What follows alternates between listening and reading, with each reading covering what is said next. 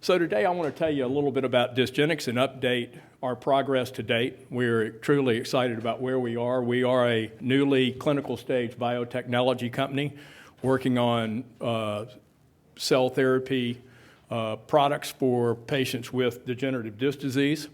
There we go. Left hand, got it. We are 16 strong in Salt Lake City, Utah. We are currently located in University Park, partially located with cell therapy and regenerative medicine at the University of Utah. They did our phase 1 clinical doses for us, and we are soon to move out into a 25,000 square foot facility near the Salt Lake City airport, where we will embark on our clinical stage progress in manufacturing to commercialization. We're extremely excited about that opportunity, and we have added a wonderful management team. And today, not only do I want to tell you about our progress, but I want to tell you about the story of our company, because we are a company that is white-hot focused on potentially a curative solution to degenerative disc disease. We have a management team that starts with Laura Silverman, Director of R&D, Anthony Mangum, Operations and Finance, Randy Domingo in Quality Control, which I think we're all learning is so critical to our progress as we go to a commercial stage, Justin Bingham, who does manufacturing for us. He came from Amgen, and a guy named Isaac Erickson, who handles our Japanese initiative and our translation to commercialization. It's an incredible team, and with me today is Bob Wintelak, our Chief Operating and Commercialization Officer. Bob brings about 30 years of experience in the spine space. I have about 33 years of experience, don't tell anybody, in the spine space. And we also have a chief medical officer whose name is Kevin Foley. Dr. Foley is a neurosurgeon. He is the chairman of the Sims Murphy Clinic, and he's considered in the spine world to be the father of minimally invasive spine fusion. We have an incredible team in Salt Lake City, and it's, I'm really humbled to be a part of it as we move forward to commercialization through our clinical trials. So let me tell you a little bit about, let me back up too, because I want to talk about another resource, which is the lubrication that runs us all. I'm proud to be associated with 81 fellow accredited investors who have invested in this business and continue to invest in this business, and one institutional investor. I can talk a little bit about them later, but those people are truly the grease behind us. They make us go, and I want to thank them for that commitment. So let me tell you a little bit about degenerative disc disease. It's a major cause of low back pain. Low back pain is the biggest reason for disability in the world. It affects 25% of the world's population, and we believe that that will grow as the population ages and continues to remain more active. It's a progressive breakdown of the disc between the vertebral bodies. It is a complex etiology. It is a tough disease of which there really, at this point, is no curative alternative. Our solution that we've come upon through 9 years of work is Discogenic cells, and these are therapeutic progenitor cells engineered to address this complex environment of the disc.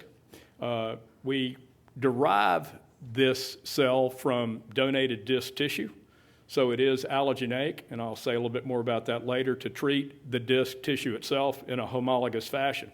We have extensive preclinical safety data, and also to show this immunoprivilege, we've used all human cells in our preclinical data, which I'll touch on, and we dual hypothesized mechanism of action around not only anti-inflammatory, but a regenerative aspect that we believe occurs during signaling and tissue normalization. So we believe our cells are quite a bit different from generic stem cells in that they come from the said tissue, and we drive it back to that progenitor state. They are engineered specifically to interact in the disc to restore disc height and tissue normalization. which we believe with its anti-inflammatory impact will greatly reduce pain. And that's really quite a bit different from a mesenchymal type stem cell, where that stem cell is isolated from common source tissue, expanded for therapeutic use, and then delivered to that patient site either homologously or autologously to then differentiate and become that said area of where it's been injected. So we think we are on a right path in terms of this engineered cell to have a dramatic impact on degenerative disc disease. So this is our first product of the use of these cells in injectable disc cell therapy. This is for mild to moderate degenerative disc disease. It's done in a treatment room, very similar to a discogram. So instead of injecting dye, you would just inject cells utilizing a C-arm and a spine needle. It's done in about 10 to 20 minutes in a procedure room, and it is not minimally invasive, cost-effective, and off the shelf. So let me tell you about the characterization of these cells. We show a very pronounced anti-inflammatory impact. These cells do produce extracellular matrix when they are injected into the disc space. They are non-tumor forming, and they are robust through cryopreservation. And a lot of the robustness and the toughness of these cells are because they are raised in the disc space, which is a hypoxic and avascular environment. So in terms of the cryopreservation and their toughness, we see that as a big additive benefit to us in our manufacturing and our scale-up, because they are very robust through cryopreservation, and we do go through 2 steps of cryopreservation. We've shown this IDCT to be safe and bioactive in rabbits, as was our GLP study of 48 rabbits for our IND submission. We did show restoration of disc height, normalization of tissue, and obviously that was not seen in controls. We showed no toxicity, no safety concerns. Again, we used human cells in all these studies to show the immunoprivilege as well, and you can see the disc height restoration and tissue normalization. The other thing that we showed, which really, I believe, differentiates us from other cell type therapies is that the FDA, from a tumor genicity standpoint, wanted us to use a live model, which we did using 30 athymic mouse and in a subcutaneous pouch. And not only were there no safety concerns or tumor formations exhibited, but these cells grew disc tissue. And we think that further confirmed our hypothesis that these cells would go back into the disc and normalize that space, increase disc height, and normalize tissue formation. So we're really excited about this and believe that this just reinforces the efficacy we hope we'll have in our human clinical trials. Which brings me to our regulatory pathway. We are hopeful of a global footprint. We are moving to our manufacturing, and we want to manufacture a cell that will meet all standards around the world. We know that's a tall order, but we think that we can do it through the robustness of this cell and the ability of our team. We are in a phase 1/2 U.S. clinical trial. It is initiating now. We have enrollment, and we are approaching our first safety milestone. We are a 351 IND biologic BLA product, and down the road we'll have more conversation about minimally manipulated and 361 products. We are engaging with the Japanese PMDA to progress our clinical program in that country. We believe with their aging population and low back pain there, we can hopefully be a solution for them. Today, you see, we are into our clinical trial in the U.S., and we hope to start our trial in Japan very soon. So many of our fellow companies, find ourselves today sort of in this timeline of our cGMP manufacturing for human use, where we come out of R&D, we go to a cGMP small scale up, and then advance to the cGMP large scale. And I want to tell you that And I want to mention CCRM and GE. We have a collaborative agreement with them to help us on our scale up and scale out to do our own manufacturing. And they have really done a tremendous job with our management team as we've moved forward to scale out to commercialization. And in those findings, in working with CCRM and GE, in these findings about the cell itself and the robustness of the cell, we really are much, much further enthusiastic about what we believe will happen in the human patient and from what we've seen in the preclinical studies in animals.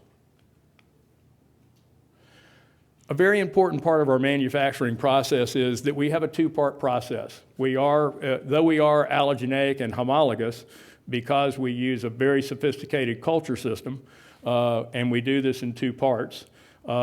We have a two-part system where we procure the donor tissue. We do a first part where we generate intermediate cells, and we then put those cells in a freeze. And what that allows us to do is not only to further ascertain the quality and safety and viability of the cells, but it also enables us to accumulate product in a work in process and then process those cells in a just-in-time fashion in the second part. So we believe that this helps us long-term in the fact that we can manage our supply very well and possibly do manufacturing in other parts of the world from that frozen product intermediate that we develop and manufacture in Salt Lake City. So we think this is a very integral part of our process and our scale up to commercialization to make this a product that is easily available to the many, many people suffering from DDD. So our company has been in the spine space for more years than I certainly would like to say for myself personally. When you consider Bob, Kevin, and myself, it's well over 100 years. And our management team shows incredible passion and grit in terms of bringing this product to market. And we really believe that we can disrupt the treatment continuum. This timeline, both these timelines are very important because not only do they discuss what the current DDD treatment pathway example is of years of conservative care, epidural steroid injections, and single level fusion. And that's usually a 2 to 5 year period. We believe with IDCT, we can do 3 months of conservative care and do a single injection. We believe we can increase quality of life. We can regenerate disc versus biding time before surgery. And we believe that the cost of our product will be about the same fraction as those timelines relative to the cost of the current DDD treatment pathway. So we're really excited about that opportunity. We think we can have a very exemplary change to these patients in this very large patient population. In conclusion, we finished our Series B financing. Mitsubishi Capital has been instrumental, our institutional investor, our board of directors, and existing long-term investors. Fully 65% of our investors who invested in the first round continue to invest. We're currently raising a Series C fund, our first tranche as a convertible note, which we're oversubscribed. In summary, we believe we're addressing a major public health need void of curative treatments presently. We have proprietary Discogenic cells engineered to address this complex environment of the degenerated disc. Our ongoing discussion with potential strategics continue to validate our approach. Our first product candidate is a homologous allogeneic injectable cell therapy for DDD, and we have ongoing clinical progress in the U.S. and Japan. We're excited to be here. We're excited to bring you up to date on our progress, and we look forward to giving you another chapter next year. Thank you very much.